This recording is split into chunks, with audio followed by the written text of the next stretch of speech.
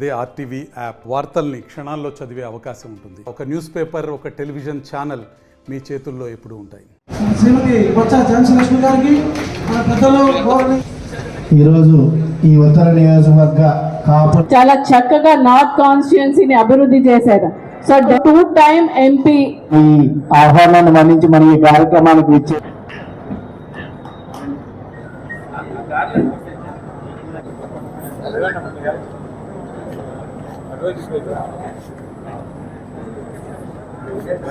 అవుతున్నారు.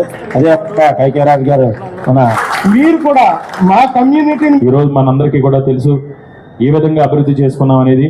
ఈరోజు ఇన్నార్ bit mall లాంటి ఇన్వెస్ట్మెంట్స్ తీసుకొచ్చాం ఉత్తర నియోజకవర్గంలో. ఎందుకంటే రాత్రి కూడా ఏదో ఒకటి రెండు మనం కమ్యూనిటీ మీటింగ్స్లో పాల్గొన్నప్పుడు ఒకటే చెప్పాం, చాలామంది ఆకర్స్ లేకపోతే స్వీట్ స్టాలు, ఈ టిఫిన్ సెంటర్స్, ఇవన్నీ కూడా బిజినెస్లు అన్నీ కూడా పెరుగుతాయి మనకి. ఎందువల్లంటే జగన్మోహన్ రెడ్డి గారి ఆశీస్సులతో ఎవరు కూడా కలలో కూడా ఊహించలేని విధంగా ఈరోజు 1450 కోట్ల రూపాయలు పెట్టుబడులు తీసుకొచ్చాం. ఇనార్ బిట్ మాల్ కానీ, రహేజా ఐటీ టవర్ కానీ, కన్వెన్షన్ సెంటర్ కానీ, ఈ పక్కనే మన ఆపోజిట్ కనపడతా ఉంది ఏఎంసీ మాల్. ఏఎంసీ మాల్లో 2000 మందికి ఉపాధి వస్తుంది. 6 స్క్రీన్స్, దానిపైన ఒక్కొక్క ఫ్లోర్ 64,500 ఎస్ఎఫ్టీ. ఇందులో 2000 మందికి ఉపాధి వస్తుంది. ఇప్పుడు అదేవిధంగా అక్కడ రహేజా దాంట్లో 9 స్క్రీన్స్, సౌత్ ఇండియాలోనే ది బిగ్గెస్ట్ షాపింగ్ మాల్. ఇప్పటి వరకు కూడా బెంగళూరు కానీ, చెన్నై కానీ, హైదరాబాద్ కానీ, అదేవిధంగా కోల్కతాలో కూడా అంత మాల్ లేదు. అలాంటి బిగ్గెస్ట్ మాల్ ఈరోజు మన నియోజకవర్గంలో తీసుకొచ్చాం. దాని పక్కన ఒక ఐటీ టవర్ వస్తుంది. అదేవిధంగా ఈరోజు కూడా మన రాష్ట్రంలో ఏదైనా పెట్టుబడుల సదస్సు, అలాంటి సెమినార్స్ కానీ, ట్రేడ్ ఫేర్స్ కానీ జరగాలంటే సరైన ప్లాట్ఫామ్ లేదు. కానీ ఈరోజు అక్కడ కన్వెన్షన్ సెంటర్స్ కూడా, మెగా కన్వెన్షన్ సెంటర్స్ కూడా వస్తున్నాయి. బిజినెస్ కాన్ఫరెన్స్లకి, కాన్వకేషన్స్ చేసుకోవడానికి కూడా. దానివల్ల ప్రత్యక్షంగా పరోక్షంగా 15,000 మందికి ఉపాధి కలుగుతుంది.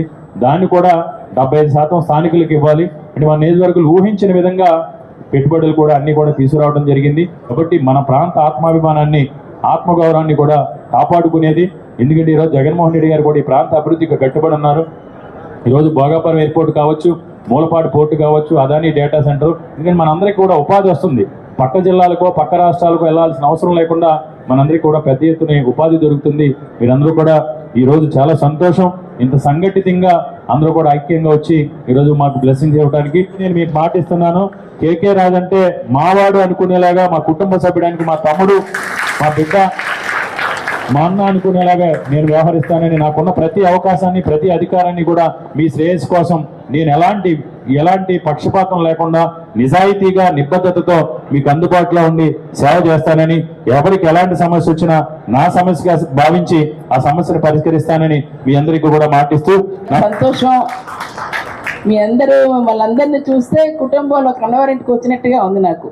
చాలా మిమ్మల్ని చూడగానే ముఖ్యమంత్రి గారు జగన్మోహన్ రెడ్డి గారు ఒకటి కాదు 2 సీట్లు ఇచ్చారు ఉత్తరాంధ్రకి కాపు వర్గం నుంచి.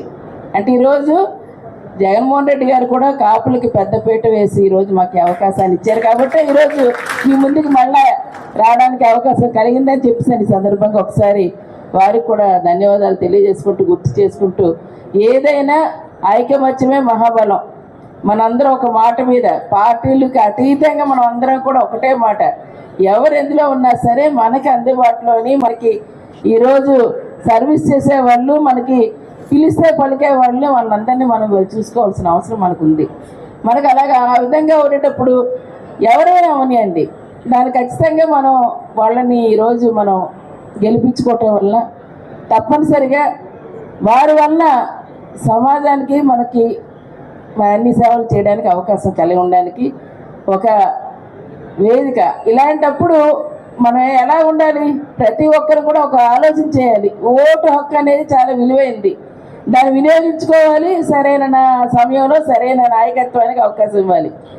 కేకే రాజు గారితో నేను ఇక్కడ ఈ నార్త్లోని ప్రచార భాగంలో పాలు పంచుకుంటూ వెళ్తే చిన్నవాడు సైతం పెద్దవాళ్ళు సైతం, చిన్నవాళ్ళు చిన్నవాడిగా, పెద్దవాళ్ళు పెద్దవాడిగా, ఎక్కడికి వెళ్ళినా ఏది వెళ్ళినా వాళ్ళు ఇంకా ఒకటే ఆనందం చూడగానే.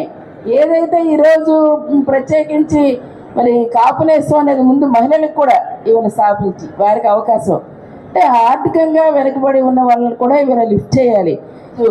మారుతున్న కాలానికి ఇంకా ఇవాళ రాజకీయంగా కూడా ఉన్నతిని ఇవ్వడానికి, దాని ద్వారా సమాజాన్ని సేవ చేయడానికి ఇటువంటి అవకాశం కల్పించినప్పుడు అందరం కూడా మరి కలిసికట్టుగా అటువంటి నాయకులకి మనం అండగా ఉండాల్సిన అవసరం ఉందని మిమ్మల్ని అందరినీ మనస్ఫూర్తిగా రిక్వెస్ట్ చేస్తున్నాను. ఈరోజు మన ప్రాంతానికి పరిపాలనా రాజధానిగా తీసుకొచ్చి విశాఖపట్నాన్ని మహానగరంగా తీర్చిదిద్ది ఈరోజు ఏషియాలోనే మరి రెండవ అతిపెద్ద మరి గ్రోత్గా ఉండే విశాఖపట్నం అని చెప్పేసి తీసుకెళ్లేందుకు ఈ రోజు కంకణం కట్టుకొని చేస్తున్న కార్యక్రమానికి మనందరం కూడా స్వచ్ఛందంగా ఆయనకి ఈ రోజు ఓటు ఇచ్చి మనం అందరం కూడా గెలిపించాల్సిన బాధ్యత మనం ఉంది. కాబట్టి మరిన్ని వీడియోస్ కోసం ఛానల్ ని సబ్స్క్రైబ్ చేయండి, లేటెస్ట్ అప్డేట్స్ కోసం వాట్సాప్ ఛానల్ ని ఫాలో చేయండి అండ్ లింక్ డిస్క్రిప్షన్ లో ఉంది.